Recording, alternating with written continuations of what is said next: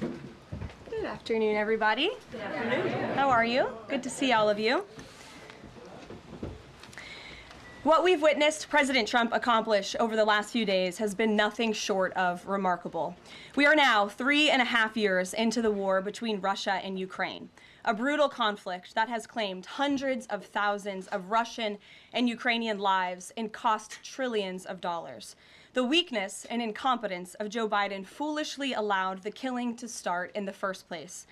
Until President Trump returned to office in January, the bloody and broken Biden status quo was to endlessly force American taxpayers to fund Ukraine no matter the cost, no matter how long it takes, and no matter how many lives were lost. There is no denying that Biden's America Last foreign policy moved the world further away from peace. President Trump rejected that failed approach and instead, over the last 7 months, has relentlessly pursued peace throughout his second term. And thanks to President Trump's efforts, we finally have movement after years of deadly gridlock.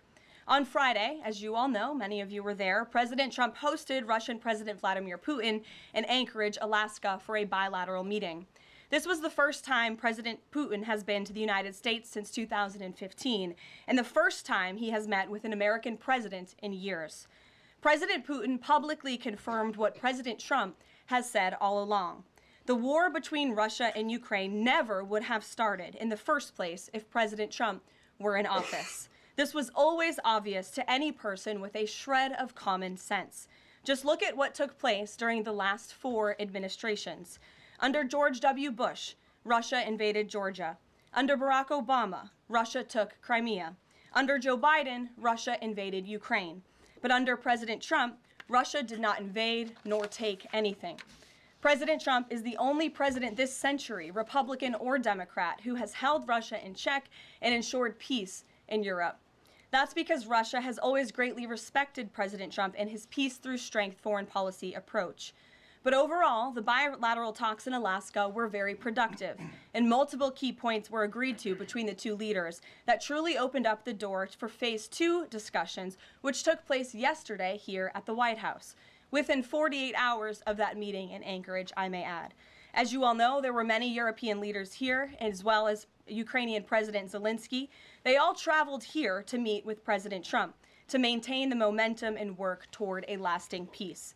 Across the board, every leader credited President Trump for his decisive leadership that has reignited the dialogue in hopes of finally bringing this war to a peaceful conclusion. 2 quotes in particular capture the progress that was made and the optimism moving forward. Finnish President Alexander Stubb said, "I think in the past 2 weeks, we've probably had more progress in ending this war than we have had in the past 3.5 years. Again, that is the president of Finland, a country that shares a border with Russia. That's what we call the President Trump effect. NATO Secretary General Mark Rutte also summed it up well. Without President Trump, this deadlock with Putin would not have been broken. He is the only one who could do this." Following the encouraging conversations yesterday, President Trump spoke with President Putin by phone, and he agreed to begin the next phase of the peace process, a meeting between President Putin and President Zelensky, which would be followed, if necessary, by a trilateral meeting between President Putin, President Zelensky, and President Trump. As the president said, Vice President Vance, Secretary Rubio, and Special Envoy Witkoff will continue to coordinate with Russia and Ukraine to make this happen as soon as possible. It's very important to remember that before President Trump's landslide victory last November, there was no end in sight to this bloodshed. Now, there may finally be light at the end of the tunnel and an opportunity for lasting peace. That's because President Trump is the peace president, and American leadership is back on the world stage. It should not be lost on anyone in this room that world leaders are coming right here to Washington, D.C. for help. While previous presidents have traveled halfway around the world to apologize for America, President Trump stands up for America, and he has firmly restored America's status as the undisputed leader of the free world.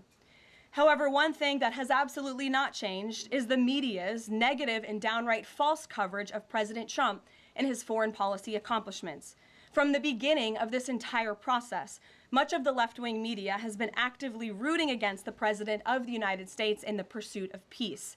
Initially, the media ridiculously claimed that President Trump was somehow beholden to Russia for even agreeing to have a face-to-face discussion with President Putin inside of the United States. The media said President Trump was making a grave mistake by, quote, legitimizing Putin. They were aghast that President Trump would treat another world leader like a world leader. The media relentlessly attacked President Trump and claimed he suffered a, quote, major defeat for not immediately emerging with a final agreement, even though he said heading into that meeting, this was a meeting to listen and to understand how to move the ball forward.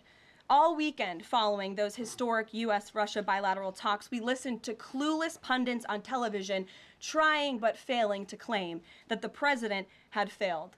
The so-called experts in the foreign policy establishment, whose record is nothing but endless wars, trillions of wasted taxpayer dollars, and dead Americans, have the nerve to try and lecture President Trump, who has solved 7 global conflicts in 7 months, about peace.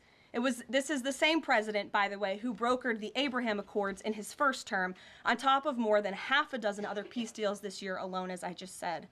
We also saw yesterday the president of Ukraine and all of the other major leaders of Europe fly across the Atlantic Ocean to meet President Trump at the White House because of the progress that was made, and that, if you ask the media, failed meeting, but it was not. It was highly productive and it was successful.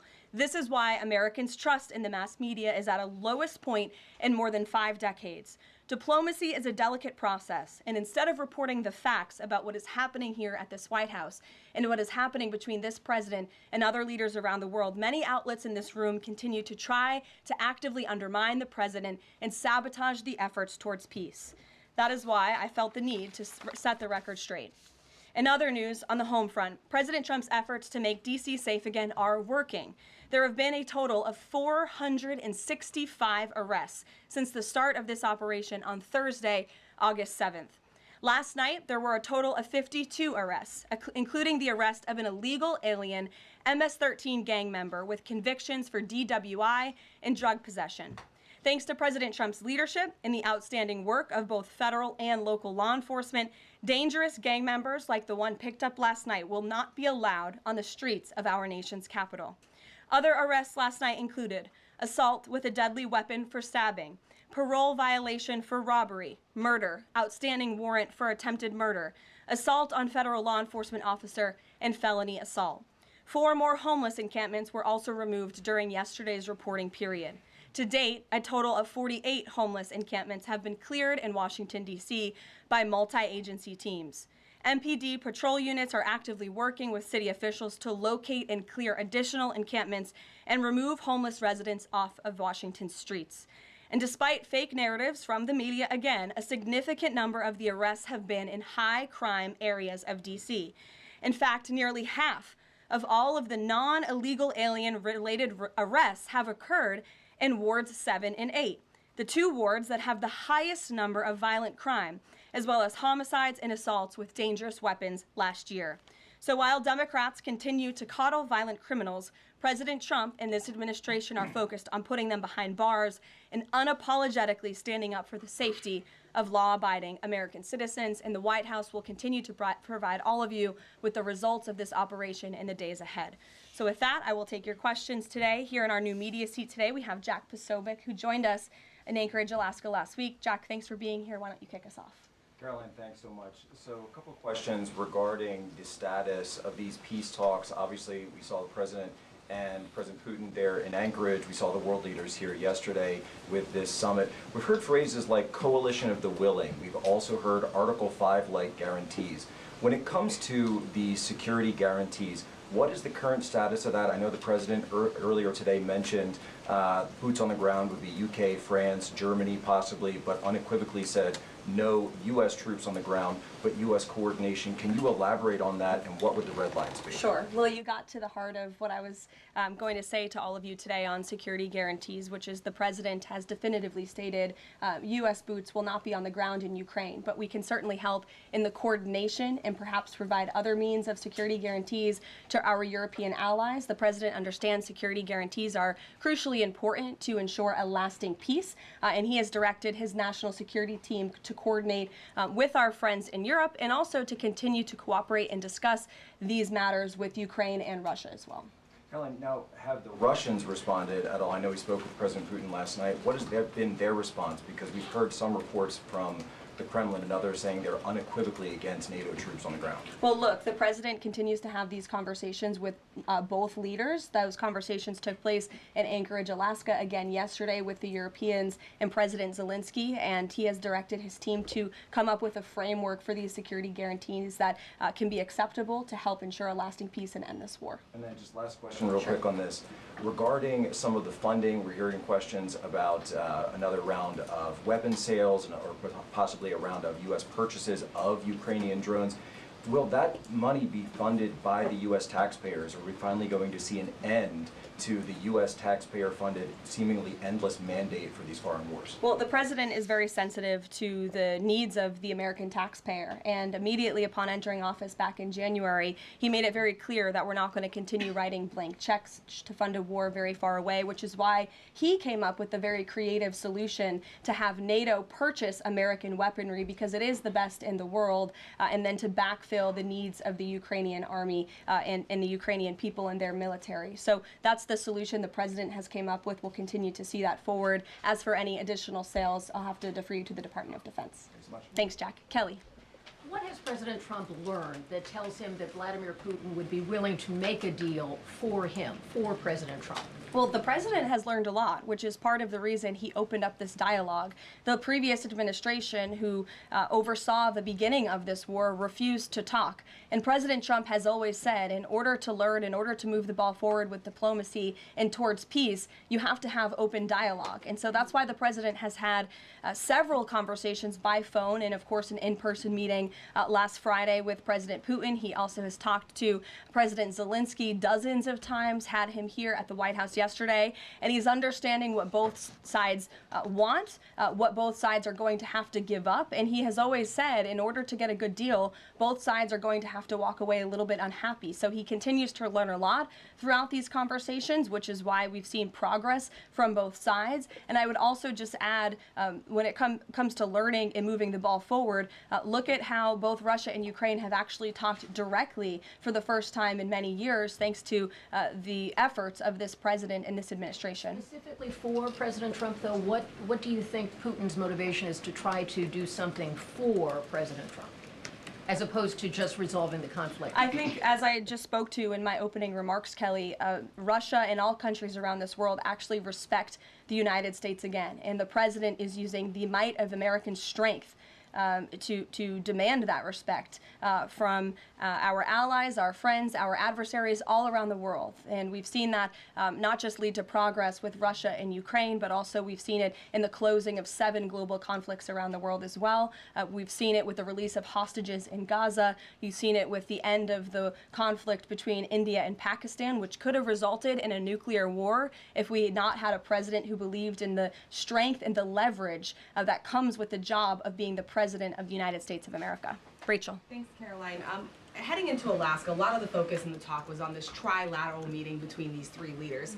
Can you explain how this went from a trilateral meeting involving President Trump to now the focus being on this bilateral meeting without the president first? Well, look, the president has spoken to both leaders about this, and both leaders have expressed a willingness to sit down with each other. And so our national security team will help both countries do that. Ultimately, the president has always said that there are areas of disagreement in this war that will have to be discussed and decided upon by these 2 countries. And so he wants these 2 countries to engage in direct diplomacy. He's said that from the very beginning, which is why he's agreeable to the idea of having President Zelensky and President Putin get together. And I understand accommodations for that meeting are underway. As soon as we hear more details, we'll be sure to let all of you know. And just a quick follow-up. We know as of right now there is no ceasefire in place. We've seen Russia continue its attacks on Ukraine.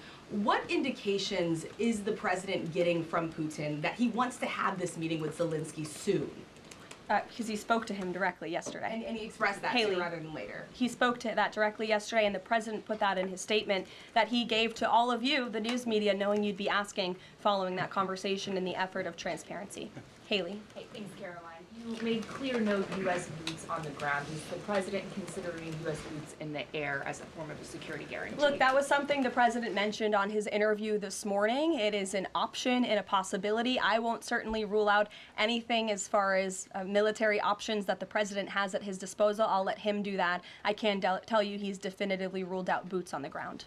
Sure. Thanks, Tara. Just about the possible venue for the talks. Can you confirm that Putin suggested Moscow as a venue for the bilateral talks? And if so, doesn't that indicate that Putin is perhaps not serious about this, that he's suggesting a venue that there's no way that Zelensky is going to go to? Look, I'm not going to litigate the private conversations between the president and President Putin, aside from what the president himself has already spoken on. But I can tell you there are many options that are being discussed by our national security team right now with both parties. Can you give us an indication of where? I just told you we'll provide you details as soon as we can. Thank you for trying, though. Libby. Thank you, Caroline. I wanted to ask about the National Guard troops. How is the White House coordinating with how they're being placed in D.C., what areas? And then also, how long should people here in the district anticipate the National Guard to be on the ground patrolling the streets? I don't have a timeline for you, Libby, but we will keep you posted on that. I think the president, as you know, and this administration, he came to this briefing room with members of his cabinet to lay out the rationale and the reasoning for federalizing the National Guard here in Washington, D.C., and for our work with the Metropolitan Police Department to make our district safer. We've seen violent crime has taken the lives of far too many residents here in our nation's capital, and the president wants to make it safe again. And as for the coordination efforts, this interagency team is meeting and talking daily. In fact, there's a meeting taking place right now in the West Wing with members of the interagency task force to continue to discuss not just the National Guard deployment, but also how we can continue to remove public safety threats off of the streets of Washington, which, as the numbers I just showed you prove, they are doing every single night. I will just reiterate, 465 total arrests and counting since the start of this operation. I believe 11 or 12 days ago, I'll have to check the calendar, but those are pretty remarkable results. If not for this task force and their high level of coordination and the leadership of this president, there would have been 465 more violent criminals on the streets of this capital that you all live in every day. So I think we should all be very grateful for that. Stephen. Thank you, Caroline. 3 questions about the D.C. crackdown. Sure. First, I was wondering if you could clarify something President Trump said. He mentioned getting rid of the slums where criminals live. Was he talking about tents or permanent residential buildings? And then the mayor has expressed an interest in clarifying how much of a focus illegal immigration enforcement is as part of this crackdown. Can you say anything about that? Sure. And third, any preview on the beautification? 3 questions. I'll try to answer all 3 of them pointedly for you. First, when it comes to what you said and the president said, the slums of Washington, D.C., he's referring to the most dangerous communities, neighborhoods, and streets in this city where, unfortunately, violence has ravaged these communities and taken the lives of, again, far too many law-abiding D.C. residents. We know on July 5th of this year, just more than a month ago, a 3-year-old beautiful young girl was shot and killed in her car with her family in one of these communities, which is why there has been a surge, despite what many of you have been falsely reporting. And I believe it was the Washington Post who put out a map claiming it to be fact-based when it was just based on, I don't know, accounts that they've heard on the street, not actual statistics and data. So we went and reconfigured the numbers, and as I said, nearly half of all the non-illegal alien-related arrests have occurred in wards 7 and 8 in the District of Columbia, where we know, excuse me, there's the highest rate of crime. So we'll continue to do that. And what was your second question, Stephen? Legal immigration, how much of a focus that is? Yeah, look, I mean, the focus is to make D.C. safe and beautiful and to remove public safety threats and violent criminals from our streets. If federal law enforcement, with the help of the Metropolitan Police Department, come across illegal aliens, of course, we are going to abide by this administration's policy of law and order, and we are going to remove illegal criminals from our nation's capital. They will be detained and deported, just like they are in every other community across the country. Kristen. First question is, whose idea was it to change the next steps from a trilateral to a bilateral meeting? It was an idea that evolved in the course of the president's conversations with both President Putin, President Zelensky, and the European leaders yesterday. And as you saw, Kristen, with all of those European leaders leaving the White House, including the NATO Secretary General, they all agreed that this is a great first step. And it's a good thing that these two leaders are going to be sitting down together, and the president expects that to happen. And how long is Trump willing to wait and operate in good faith for Putin to actually arrange a meeting before he intervenes? Look, the president has put tremendous public pressure to bring this war to a close. He's taken actions, as you've seen, sanctions on India and other actions as well. He's made himself very clear that he wants to see this war end, and he has scoffed at the ideas of others that have been raised that we should wait another month before any meeting takes place. The president wants to move, and he wants to bring this war to an end as quickly as possible. Just a clarification on something you said earlier about Putin agreeing to the meeting. The Kremlin seemed to indicate that Putin did not firmly agree to a bilateral. Did he agree to have a sit-down with just Zelensky on the phone? I can assure you that the United States government and the Trump administration is working with both Russia and Ukraine to make that bilateral happen as we speak. Sean. Hey, if the point is to get everybody on the same page, why wouldn't Trump just take the call from Putin while the other leaders were in the room? He said it would be disrespectful to do that, but why is it disrespectful? With all due respect, only a reporter from the New York Times would ask a question like that, Sean. The president met with all of these European leaders at the White House 48 hours after sitting down with President Putin on American soil. In fact, there was so much progress in the readout that was given to these European leaders immediately following his meeting with President Putin that every single one of them got on a plane 48 hours later and flew to the United States of America. And if I could just read for all of you some of the statements from those European leaders yesterday, you had President Zelensky himself saying it was a very good conversation. It was really good. We spoke about very sensitive points. The Secretary General, Mark Rutte, it was the president, only because of the president, that this deadlock was broken, but with President Putin by starting a dialogue. So these leaders, who this war is in their backyard, are very grateful that the president took that call and that he was there to provide them with a readout of Russia's thinking on this, something that was not done by the previous administration at all. Catherine. Thank you. Is the White House looking at Budapest as a possible location? I'm not going to confirm or deny locations. We'll provide you with details as soon as we can. Just following up on Kristen's question, I understand that the White House is working and allies are working to make this meeting happen, but did Putin promise to do a meeting with Zelensky, a direct meeting, in the coming weeks? He has, and I just answered that question for you. Franco. Thanks. I just want to clarify. So you are saying that President Trump is considering U.S. pilots and U.S. aircraft potentially supporting European or Ukrainian forces?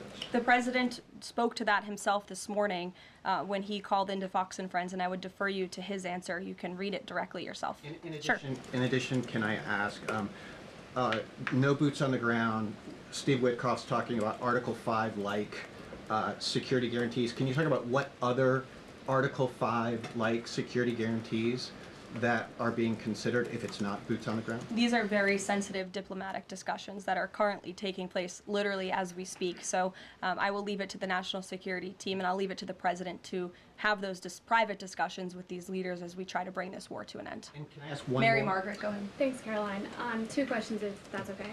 So on these meetings, I know you said that the trilateral will take place if necessary. Do you think that we might not need the trilateral and that Zelensky and Putin might come to this conclusion on their own?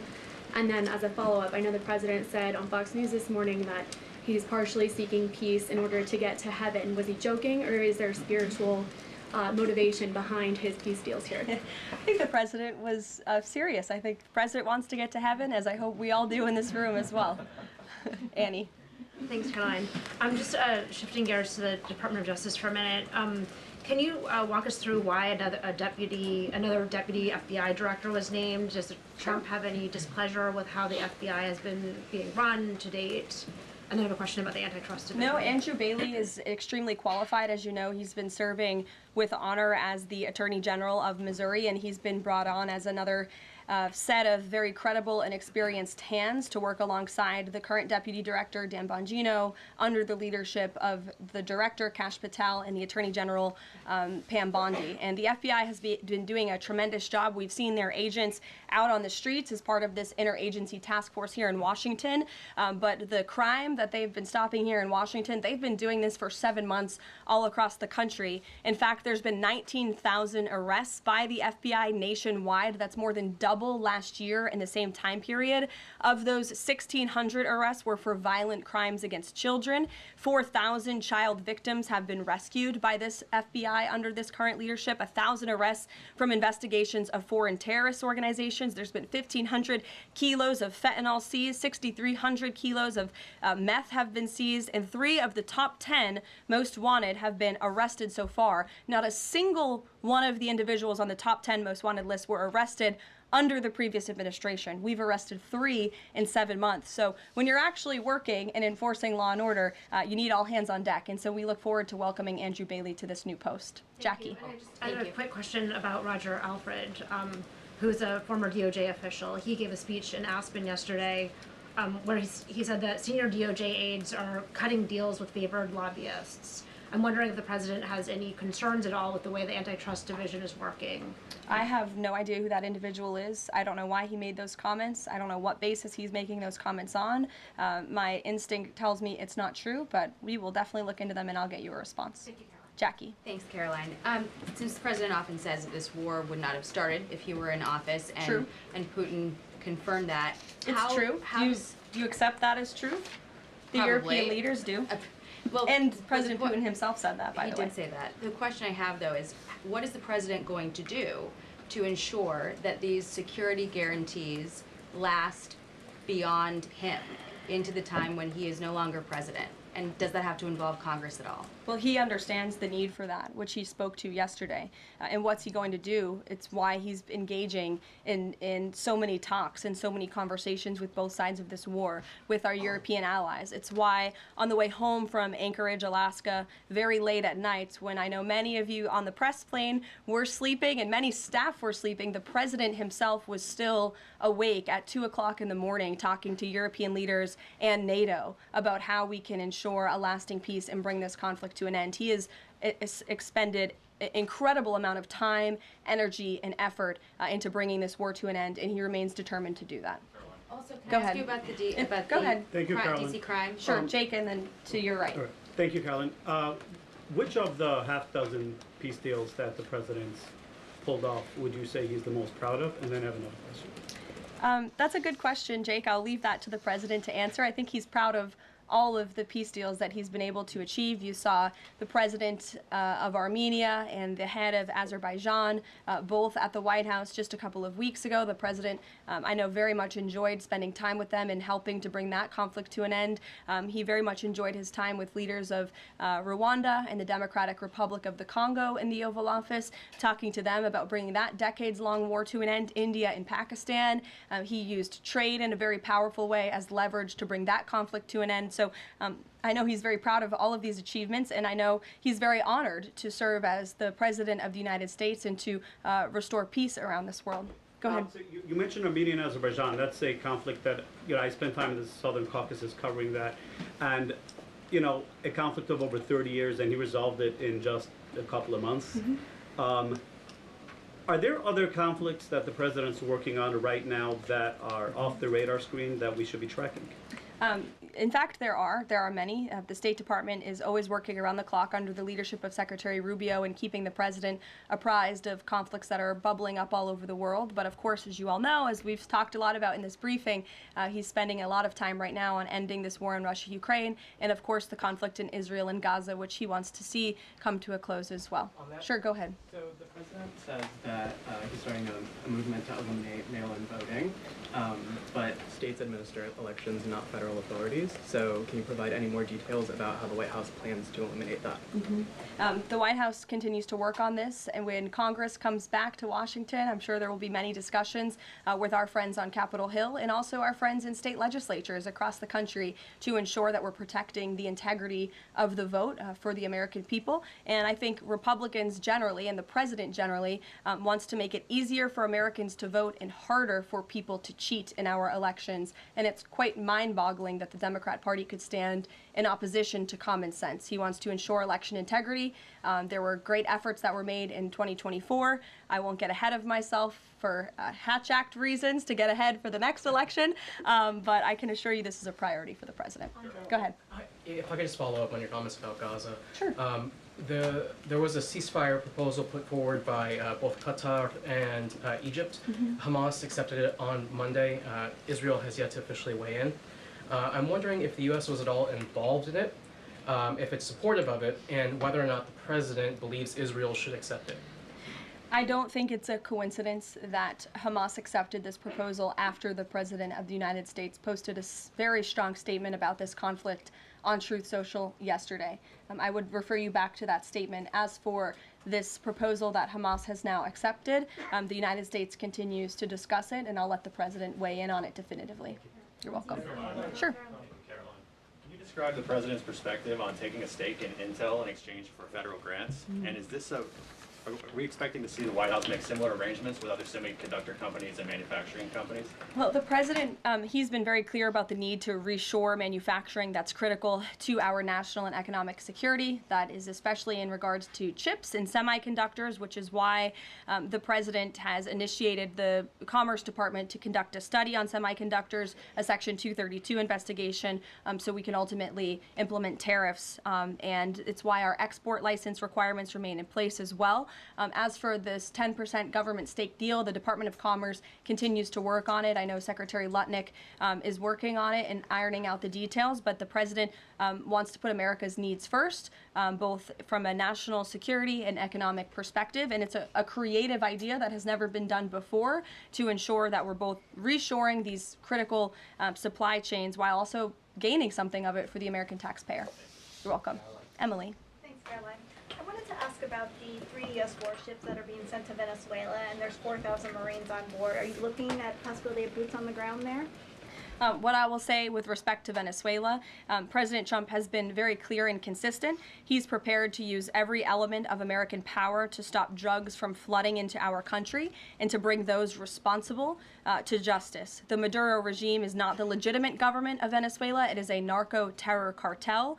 In Maduro, it is the view of this administration, is not a legitimate president. He is a fugitive head of this cartel who has been indicted in the United States for trafficking drugs into the country. And with that, I will leave you all, and we will see you later, if not tomorrow. And I look forward to taking more of your questions. Thank you. Thanks, Caroline. Thank you.